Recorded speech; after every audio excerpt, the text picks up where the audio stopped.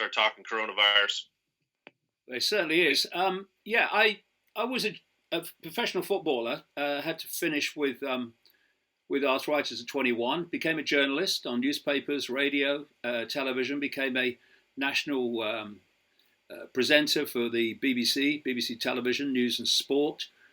Became a national spokesman for the British Green Party for a short time, which, looking back now, was very fortuitous because it gave me an insight into the, if you like, the green woke mind, which is behind the climate cult.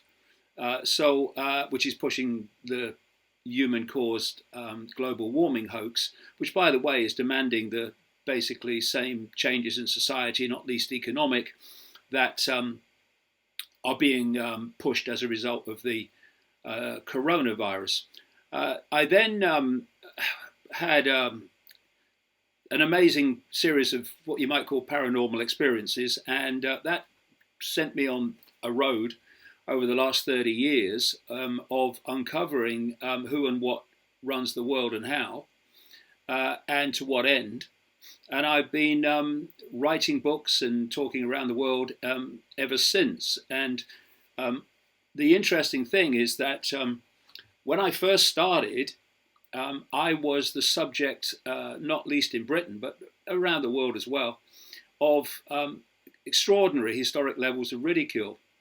And now the people who ridicule me are reading my books and watching the videos on YouTube, because what I wrote in my books in the 1990s is now more than ever before, since this virus thing broke, being read on the television news in changes in society. And this lockdown, this Orwellian global state that's moved into place so fast, justified by this virus. So I'm hearing myself coming back, Eric. Is it okay now? A little feedback. Is it okay? Yeah, that's okay. It's just that as long as the recording's okay, I'm fine with it. Some might say I like the sound of my own voice. But is it okay though now, David? Yes, good man. Okay. And what we're seeing now is ticking every box of the global cult, as I call it, which has no borders. It operates in every country. And that's how, as I've been pointing out all these years, through this global web, it can orchestrate the same script over this alleged virus, in country after country after country. And that's why you're seeing the same things happening everywhere, because it's centrally coordinated with the different agents and networks of this cult in different countries imposing the same centrally dictated script. Yeah, the different tentacles, as Charlie Robinson mentions in his book, The Octopus of Global Control. Folks, listen, I didn't mention this, but get over to his website right now, bookmark it, davidicke.com. Also, iconic.com. We'll get David a little bit later to talk to us a little bit more about that. My interview with Charlie Robinson a couple of weeks ago is going to go up, I think, over the next month or so on David's platform, kind of breaking down what's happening in the Catholic Church and all the nonsense and a lot of the things that we're seeing, one of which is the pandemic police state, which I've been warning about for quite some time. There's different rabbit holes, so maybe we can kind of pick one apart at a time. What do you make of this whole social distancing? This is obviously brainwashing. You can't turn on the TV without 5 minutes without seeing some new commercial from McDonald's or MTV celebrity puppets saying, stay home, we're alone together. I've kind of deduced it to, I think they're using it to close down, obviously, public places, but churches specifically. Then I also think it's parlaying into the reality that they don't want people to protest. You know, a couple people here or there. You can't get in 50 groups, armed, have armed resistance or whatnot. You think that's a fair assessment? And maybe I'm missing some elements. Well, there's loads of aspects to it.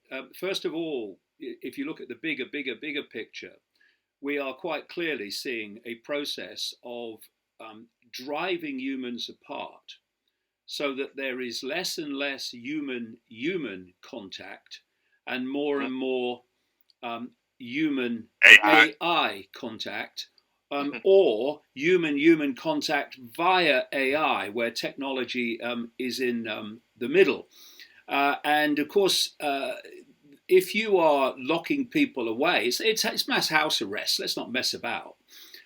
Then you can do things like you can play out the whole 5G rollout even faster, and you identify something else very important.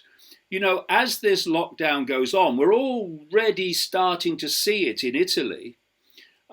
First of all, it will drive a lot of people crazy just by being stuck in their home day after day, week after week. That's what's happening in Italy, where the lockdown's been going on now since March the 9th. And, well, two things. First of all, they want to stop protests, absolutely, especially as this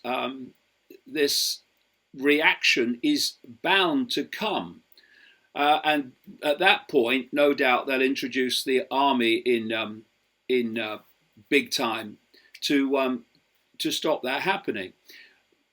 But there's another area that I would like to talk about, and it may seem a very strange thing to say, or a very strange question. First of all, let me preface that with the classic Nazi philosophy of the bigger the lie, the more we'll believe it, not least because people will not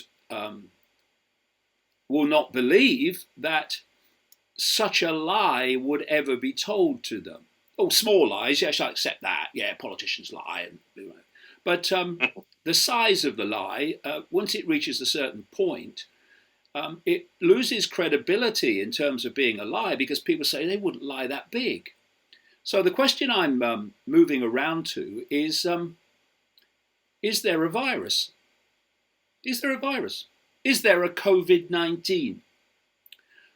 Because I've spent weeks now looking at the opinions and the expertise of doctors and specialists and virologists who are not getting access to the mainstream media, but are experts in their field. And they invariably say there is not a COVID-19, and that the scam is being played like this. I've got some videos on my website in which I go into this in great detail. First of all, during the flu season and the winter and into the spring, there are enormous amounts of people around the world who have the same symptoms as the so-called COVID-19. Right. We should also remember that according to the Italian National Health Organization, 99% of those who've died of, quote, COVID-19 in Italy have had 1, 2, 3 or more other health problems. Right. Many times life-threatening, and certainly immune system draining. And what seems to have happened, as one German doctor said, we don't have a new virus, we have a new test. And this is the story, Eric, that's emerging. They come up with a new virus called COVID-19. They start out by diagnosing it through symptoms. These symptoms just happen to mirror loads of other things that are going around in this same period that this outbreak, as is claimed, has happened. Huh? And so they put out into the medical system, watch for these symptoms. It's COVID-19. There's a pandemic. So what they then do is they take these symptoms, which are symptoms that happen this time of year anyway in vast numbers of people. For instance, in 2017, 2018, 45 million Americans went down with the flu, and between 60 and 80,000 Americans died.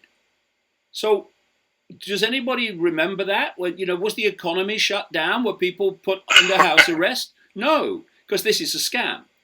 So then they introduced the test. Now, what these doctors and scientists that I've been researching say is that this PCR test for the virus does not test for COVID-19 specifically. It tests for coronavirus. Coronavirus is a big family of viruses, includes the common cold. And we have them, virtually all of them. As these doctors and specialists have said, we already have all these viruses, but they do not affect us, they do not make us sick, because they're not in sufficient quantities to do that. So our body, we just live with them all the time. And coronaviruses are incredibly common. The vast majority of people in the world will have them. So when they test for coronaviruses, they're going to find a lot of people that have them, but they haven't got COVID-19. I hear people say in the mainstream media, we know so little about this COVID-19. There's so much more to know. Well, maybe we don't know much about it because there isn't a COVID-19. There's just other viruses in the coronavirus family and pneumonia and such like that have the same symptoms and will test positive in this so-called test. The other thing that's happening, or many other things that's happening, I mean, I could quote the Centers for Disease Control and Prevention, who actually say in their own statements that although that you're testing for a virus, it doesn't mean that virus is making you sick, and it doesn't mean that there are other viruses and pathogens in your body that might be making you sick. So what's happening is there's a phrase, Eric, that I keep seeing in the media. It's not so-and-so number have died from coronavirus. It's so-and-so number have died after testing positive for coronavirus. Now, that's not the same thing. So what's happening is, if you die or you are very sick, I mean, they are testing late-stage cancer patients for coronavirus, right? And when you test positive, that goes on your death certificate.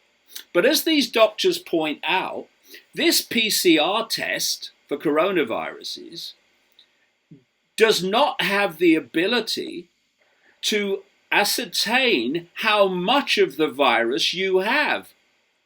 So therefore, it's what they call viral load.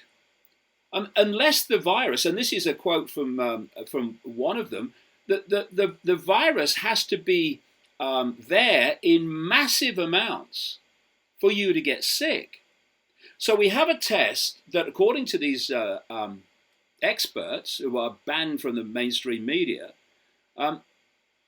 it doesn't test for COVID-19.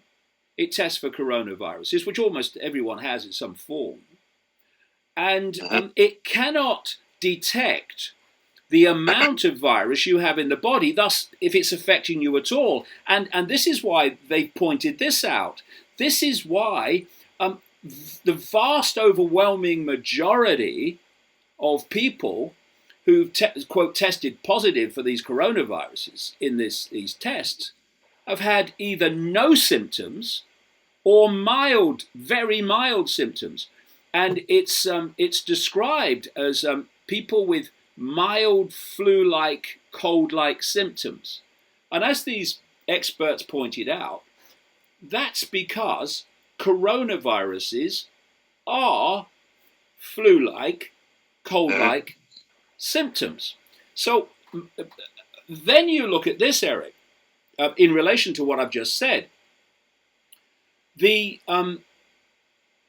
death rate in Britain from all causes, when compared between 2019 and 2020, shows virtually no difference between 2019, no coronavirus, and 2020 in the same period of weeks. You look at the European death rate, where all these people are supposed to have died of coronavirus, and that is pretty much the same, certainly not significantly different, to explain all these so-called coronavirus deaths. But if you are picking people up who are dying or very sick of other things like extreme flu, like pneumonia, like cancer, whatever, and you are redesignating them to have died with coronavirus, that would explain why the death rate's not gone up, but coronavirus deaths have. You follow what I'm saying? Yeah. So that's the question that they need to answer. How is this possible? And by the way, just before I finish this point, the visits in Britain to emergency hospital centres are fewer in their ratio in this period of 2020 of the coronavirus than they were in the same period in 2019. Explain. And this is why more and more we're seeing videos and phone videos being posted on the internet of hospitals that are supposed to be war zones where they're basically empty. If people go to my website, I just retweeted it, Dave. Yeah, when this is finished, there's a video on there presented by a German journalist who goes to a so-called emergency coronavirus center in Germany, at Germany's biggest hospital, in fact, one of the biggest in Europe, university hospitals in Europe. There's nobody there. It's empty. And he goes on to talk and use the clips of a series of doctors in Italy and Germany and Austria who are making these points. There's nothing different. As they are saying, if there wasn't a new test, no one would be casting a hair because nothing would be different to every other year. It's the test that is the way they've pulled it off. Yeah, unbelievable. I just retweeted that. I saw that this morning. That's quite interesting. Major false flag. There could be nothing bigger because they can accomplish so many different agendas and get so many things accomplished in a short period of time. We've seen how everything's unraveled here in the past month. I thought, honestly, the pandemic police state card was going to be played a little bit longer on the timeline. I was thinking more like 2022, so I'm a little bit surprised it's this early. So I don't know if they're scrambling or not. I want to get your opinion on that. But some of the latest headlines, folks, we had out this morning. I know David's talking about this. Apparently now England or London might be on lockdown for 6 months. I had a lot of friends saying, "Oh, this is only going to be a couple of weeks or whatnot." I'm like, "Nope, you better prepare. This is going to keep spiraling out of control, and who knows? Probably by like late spring, they'll say the coronavirus is under control. And guess what? A mutant strain. It's mutated. Now it's going to start all over again." And then the other headline I wanted to get across, it was on Drudge Report today. Pentagon orders essential staff to deep underground mountain bunker as pandemic prep escalates. That's a little concerning, I guess you could say, probably for some. But talk to us about, if you could, this next area here, because I know you and I have been tooting the horn on this for a while, the vaccine agenda. Problem, reaction, solution. Problem, quote-unquote virus, reaction, hysteria.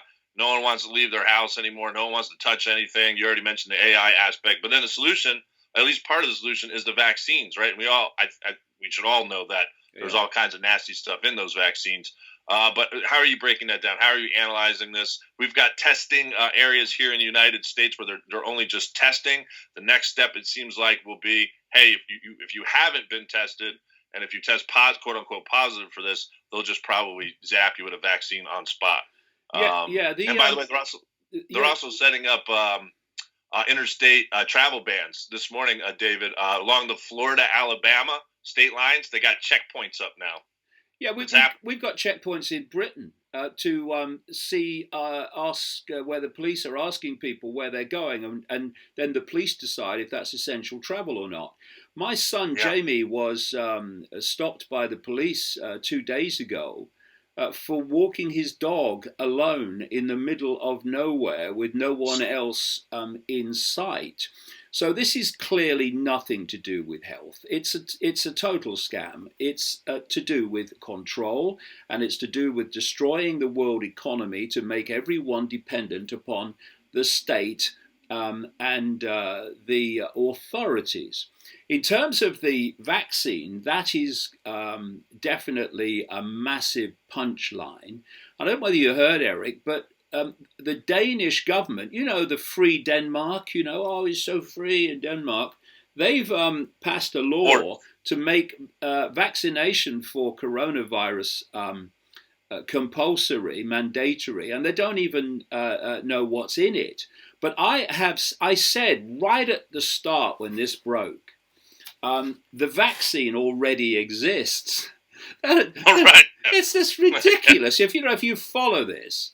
The vaccine already exists, but they need this to play out a bit to wind up the hysteria. And one of the things they'll do is, if you want to come out your home and you need to be vaccinated, or there'll be big restrictions continuing on people that are not vaccinated. And the vaccine will contain, I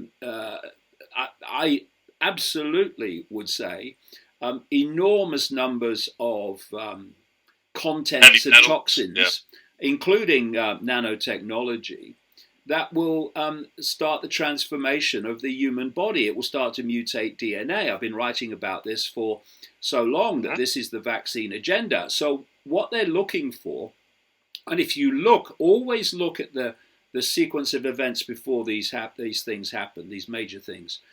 You've had the systematic, around the world, targeting of so-called anti-vaxxers, anyone who's questioning vaccines. You've had the movement gathering pace in America, not least, around the states for compulsory vaccination. We've had a moronic Secretary of State for Health in Britain about 6 months ago saying he is minded to make vaccinations mandatory. But, as I pointed out in the video the other day, if you take the British example, there's 66 million people in Britain. The people who are driving this are tiny in number, tiny. And so people can either sit there and take it, or they can look at the evidence and say we're being scammed here. We are seeing the first signs in Italy of a reaction against this. And we are going to see that reaction in other places. And because you can't lock people down in their homes for months on end. It's a form of, it's well beyond a form of abuse, but it's actually a form of torture. It's a form of mass torture. And so people will have to decide whether they can look themselves in the mirror with self-respect or whether they're just going to sit there and accept this crap. Yeah. Now, you mentioned, too, I've been talking about this now for a while as microchipping has become more of a novelty. We saw the World Health Organization come out, and as a result of the coronavirus, we can no longer touch cash. They want to ban cash now. That's going to be a huge trend in 2020. I know you've been talking about that. But here in the United States, all of a sudden Trump, and listen, I know you don't know me well enough, but within the traditional Catholic circle, I'm one of the only voices pointing out how Trump is a puppet. And I take all kinds of crap for it, okay? And we just got to call a spade a spade. This guy's a fraud. The whole good cop, bad cop thing, you got to see through the right, the white lines on that. But now all of a sudden they want to roll out UBI, right? Give us $1,200 or something as if that's, going to help or whatnot. And as you mentioned, they'll just pull the rug out beneath our feet. And they'll just say one day, all you got to do is take this microchip. Just take this mark now. It's evolutionary, right? This is one of the major factors and the major motivations, Eric, of this whole virus scam. It's to destroy. I heard in the the alternative media, parts of the alternative media, that this was some bioweapon genocidal virus. I'm not saying they don't have these things; they bloody well do. But I never thought that that's what this was. Its motivation is control, and it's economic. So what they're doing is they are taking away in vast global numbers. I mean, the restaurant business alone in America, which is the biggest private sector employer in America, is the best part of 16 million people, and they shut it down.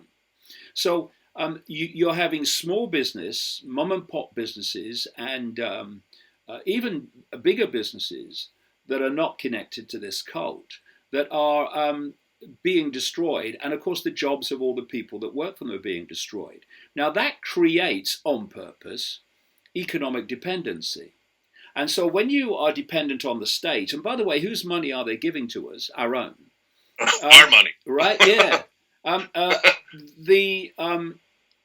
It's going to come with strings. So I've said for years that if you want to see what the West is going to be like tomorrow, unless we wake up fast, then look at China today. And China is an interesting area because, not least in relation to this virus, because I'm just finishing a new book. It couldn't come out at a better time because of what's happening. There's a whole chapter on all this stuff, which I'm still in the process of writing, but I've written all the rest. One of the aspects that I look at is the Chinese blueprint, the Chinese model of control being the blueprint for the world. This is why the Silicon Valley psychopaths are so close to China, because they want to bring the China model to the West. They're already doing it. Because the plan is to create a global technocracy without any elected politicians, just run by technocrats and bureaucrats and engineers and scientists, etc. And so if you look at the process and the sequence of events, the virus is supposed to have started in China. And we had all this hysteria over what was going on in China. And then they had this big lockdown and beyond draconian stuff. And then it all died down. Have you noticed how it's disappeared in China so fast, right? Hmm? Well, if you start a process in China of testing and you diagnose on symptoms something you call COVID-19, which are the same symptoms of loads of other things, then you can start diagnosing people who die and people who've got it as people who've got COVID-19. So suddenly the numbers start to increase, and the Chinese people are just victims of this. They all think they're all going to die because of COVID-19, and oh my God, and this lockdown and all this stuff. And then, when you then play that scam, the same cult, no borders, and China's a big center for this cult, you then start that process in the rest of the world. And what you say is the virus is spreading. But what happens in China? How have the numbers suddenly disappeared? Lockdown? No. They just redesignate or stop designating the people with normal coronavirus and respiratory symptoms. They stop designating them COVID-19. And so suddenly the numbers fall. When there was no COVID-19 to start with, they've just changed the way they diagnose people, designate people, and process the numbers. So now China is building up its economic strength again at a time that you can buy vast amounts of the Western economy for cents on the dollar. And you know what? That's what they're doing, and that's what they're going to do, because it's all part of this process. It's not that China is supposed to control the world, but the Chinese model of control is meant to be global. And so if we come round to this economic dependency, I've actually written in this new book about this, and I've mentioned it in previous books, but I've gone into it a bit more in this one. And the amazing thing for me is that I'd finished the book before this virus basically broke out. And now at the end, towards the end, there is this chapter in which everything I've said before is box ticked as a result of this virus. So one of the things I talked about was the fact that they plan to crash the economy, and that they would, because of that, and because of all the jobs being taken by AI, they would introduce something called a guaranteed income. You know, people like Zuckerberg have said it's a good thing, so you know it's a bad thing, and you know it's a scam. So let me just connect that to China. The idea, and it started because of this virus, the idea is that the population becomes dependent on the state in what I call the Hunger Games society. And that you have the tiny few, massively wealthy running things. You have the rest of the population at the bottom of the pyramid of the Hunger Games society in deprivation and dependency to the ones at the top. And you have a police military state in between them to hold that status quo. That, of course, that police military state is being very much advanced as a result of this virus scam, because that's what it is. So the idea is to say, okay, we're going to pay you, because all your jobs are being taken by AI, and the economy has been trashed anyway, especially now, massively, globally. We're going to pay you a guaranteed income so that you can, survive. This guaranteed income will be extremely small and will be basically survival or less than survival level.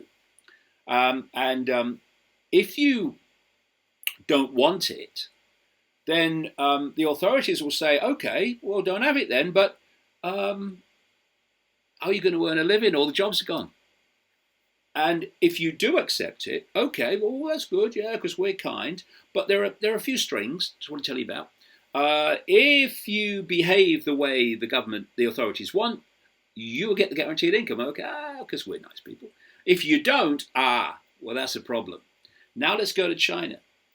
In China, they have this social credit system, because all this is meant to be run by AI, not even with human involvement. If you go to China, they have this social credit system. And what happens is that if you behave the way the government wants, and of course they have this technocracy society in China, they have millions of face recognition cameras in every city. And so people are tracked in real time, 24/7. I've seen documentaries and news reports where they've tested the system by sending someone out, into the street among the people, and they've tested how long it takes the authorities to find them. Seconds, a couple of minutes at most. So you're being tracked all the time, and through AI, your behavior is being logged. And if you behave the way the state wants, you get social credits. And if you don't, you have social credits taken away. And if you have so many taken away that you reach a certain level, then consequences start to kick in. I said in my last book, millions of people in China are being banned from flying and banned even from going on a train because their social credit score has fallen. Now, this whole process of a guaranteed income and all that stuff that's emerging, not least through this virus scam, is how it's supposed to work in the West as well. And so that's what that's all about. Yeah, no doubt about it. I say that too as well. I liken it to the Mad Max society as well, where you got that kind of one central figure who has the control of the water, and he distributes it out to the people as long as they, bow down and worship him. Talk to us about the role of mainstream media. This is huge. You and I both cover this in our work. I mean, obviously saw as soon as this thing broke, You had toilet paper wars all over the place. You got old ladies fighting, throwing shoes at one another, just over resources or whatnot. The amount of hysteria and fear that the mainstream media can propagate on people. We now have to such a level here in the United States. Not sure if you've seen these stories where people, if they hear their neighbors coughing, they'll call 911 on. Oh yeah, we have that here. We have that here. We have what the British police have done, Eric, is set up hotlines so people can report their neighbors and others no. if they go out, because the law here is that now, because we now live in a fascist state in Britain. I mean it's not beating about the bush. We do, so you can't go out with more than one other person. You can't gather with more than two people unless they are people who are living with you in the same house. And you can go for food, but as little as possible. And you can go out once a day for one form of exercise. And there's people reporting other people for going out more than once. Unbelievable. And I said in a video yesterday, I'm going to go out whenever I choose. And what I mean by that is I'm not going to go out and, mingle with people. But I live in a flat and I walk out my flat and I get in my car. I never see anybody. I'm in my car alone. I drive out into the countryside. I do this regularly. I've done for years. And I walk through the countryside. Don't see anybody. I then get back in the car and drive home. I get out of the car. I don't see anybody. Go back to the flat. Now, what I've said on that video is if anyone in uniform or dark suit wants to come to me and explain how I am a danger to anyone, even under I don't accept their ludicrous criteria because it's a scam, but I'll accept that. If people want to, be terrified, then I won't go near them. I don't want to go near them. But I want them to explain to me how me doing what I've just described could possibly be of any harm to anyone, no matter how many times I do it per day.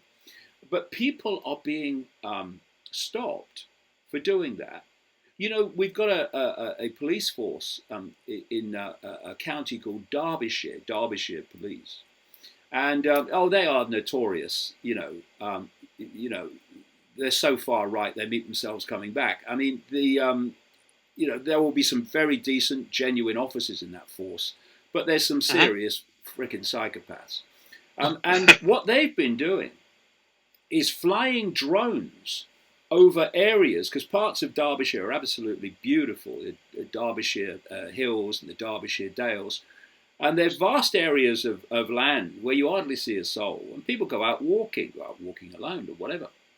They are putting drones up to film people who are walking alone in the middle of bloody nowhere and putting them on the internet to shame people. What they don't realise, because they're not very bright, is they're shaming themselves.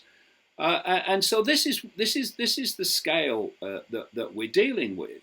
And surely, if we're going to have any self-respect, people should be saying, well, hold on a minute. If people don't want us to come within 6 feet of them, whatever that number is. Yeah, 6 feet, yeah. Well, it's different in different countries, It's different. Oh, is it? Oh, yes.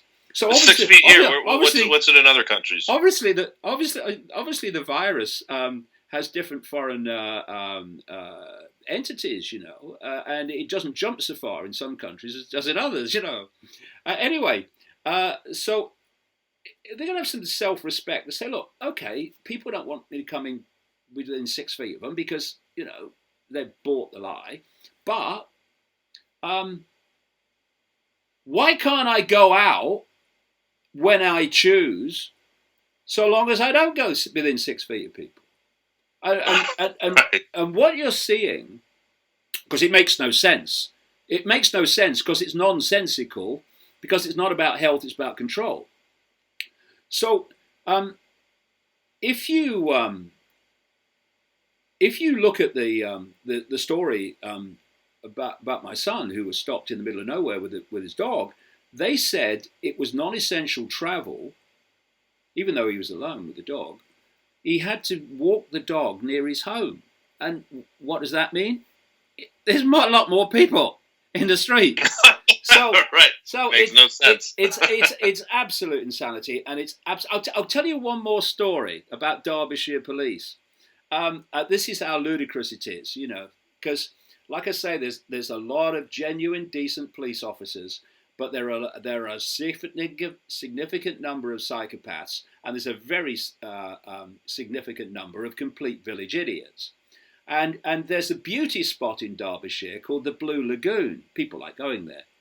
And so what the Derbyshire police have done is poured black dye into the Blue Lagoon and ruined it to deter people from going there because of the virus. This is what you're dealing with, and so what it does is it shows you just how tenuous freedom is. Yeah, that mantra, out of chaos comes order, and they're leading us into chaos with the lockdowns. It's just a matter of time. I mean, listen, here in the United States, we've got a lot of zombies here. A lot of people are still sheeples, perhaps to some degree waking up. But we're not stupid enough across the scale to give up our guns, right? So it's just a matter of time, I think, where there's going to be some kind of reactionary, movement in one particular state. People will see it on TV, then it can kind of catch fire. And I'm thinking this could be a very bloody year across the board. Yeah, well, the thing is about guns is that I don't like guns, and I don't have guns, but this is not really a gun country, so you wouldn't expect me to be any different, although, that some people do. But people in America have been having the wrong debate, because, of course, the woke mentality is just about comatose in terms of understanding how they're being violin played by this elite to press for the very society that the elite wants. But it's the wrong debate. The debate is not should people have guns or not have guns. That's a debate people can have. But it's why are the authorities clearly so intent and so anxious to take guns away from the population at a time when police forces, for instance, are more and more armed to the teeth with military weaponry and military technology. And when you put the two together and you put the situation now together, you can see why. It's very much easier to control and impose your will on an unarmed population than an armed population. And the pushback against disarmament of Americans, the vast majority of whom don't use their guns for violence against people at all. Right. The pushback, I think, has been very important.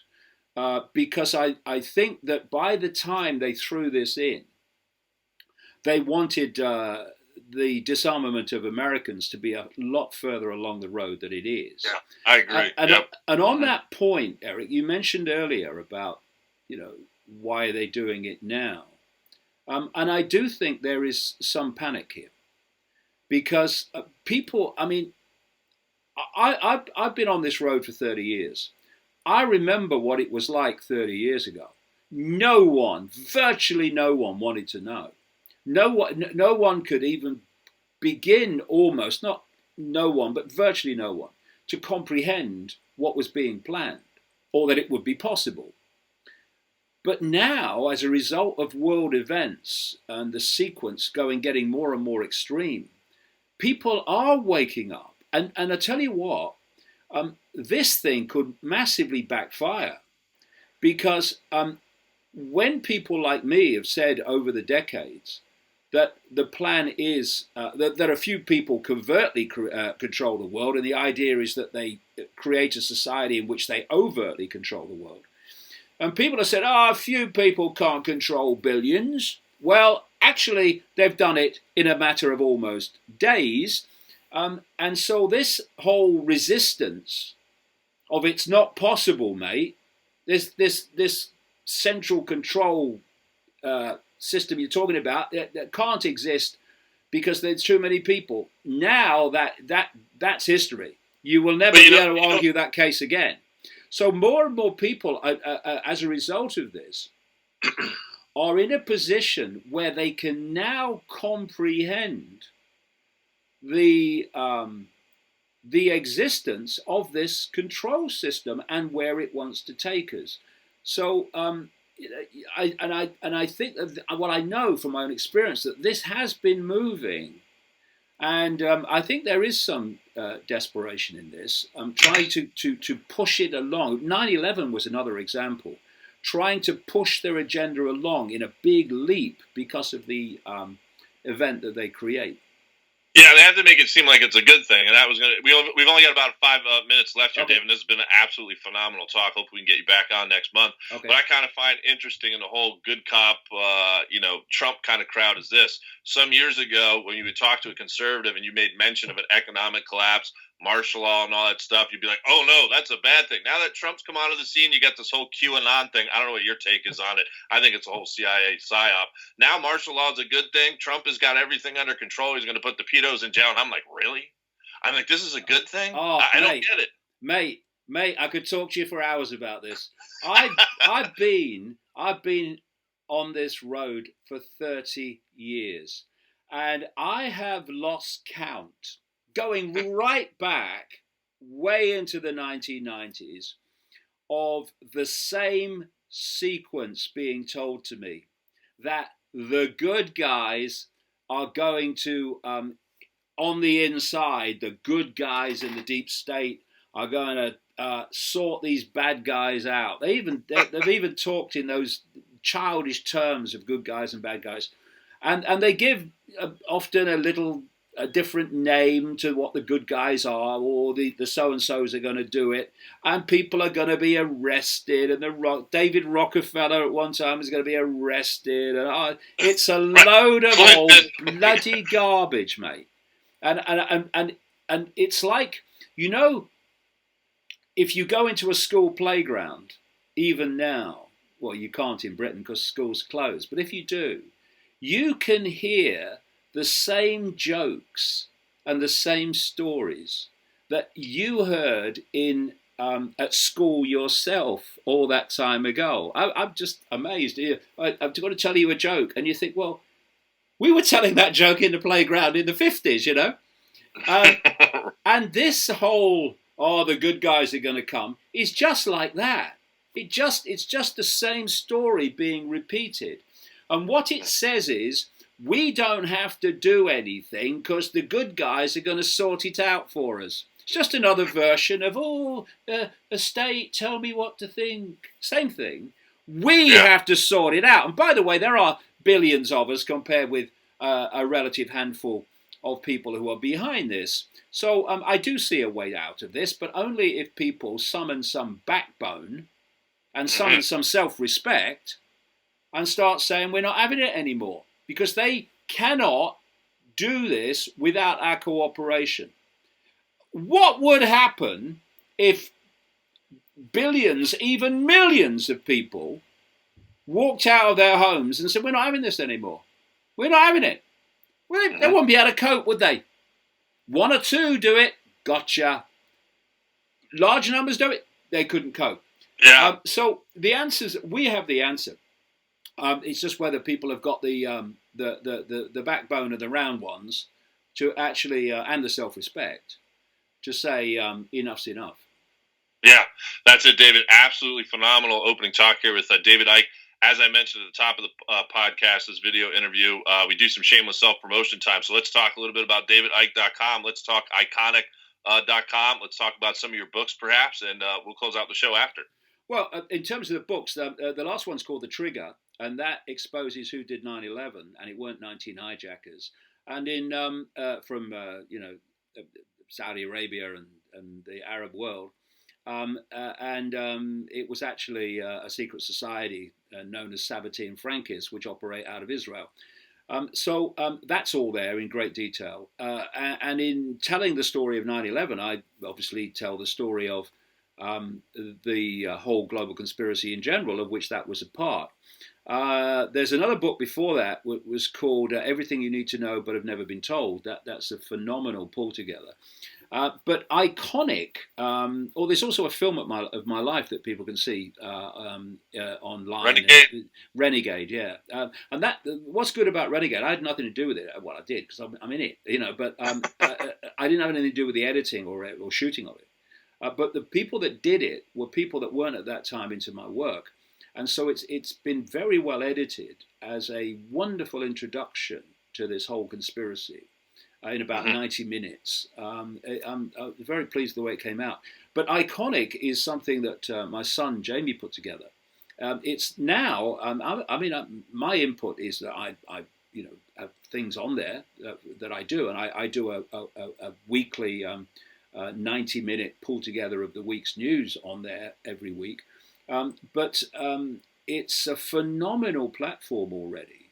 It's not been going that long, of documentaries and of series, etc., of all different subjects, every subject you can imagine, that is of the whole arena of challenging the norms, challenging the official stories in every area of life, including the nature of reality. And Jamie's just finished filming in about, what was it, America, New Zealand, it's about 4 countries. A documentary for Iconic on the whole impact upon humanity, psychologically and physically, of the whole Wi-Fi electromagnetic technology arena. It's called Unnatural, and it's because to us it is unnatural. And it's going to be out in just a matter of weeks, and anyone who subscribes to Iconic will see that for free, as well as all the other content, which is now legion on Iconic, including a whole series that I did and lots of other people have done. He's done a fantastic job. I'm so pleased. And one of the reasons that we went with this was you can see the mainstream internet more and more censoring. I mean, the British government's announced today it's going to start censoring people who are challenging the official story of the coronavirus. They're calling it fake news. If you want fake news, go to the mainstream media. You're drowning in it. But it's a platform that's going to be there even when the YouTubes and stuff like that start pulling in even greater amounts than they already are.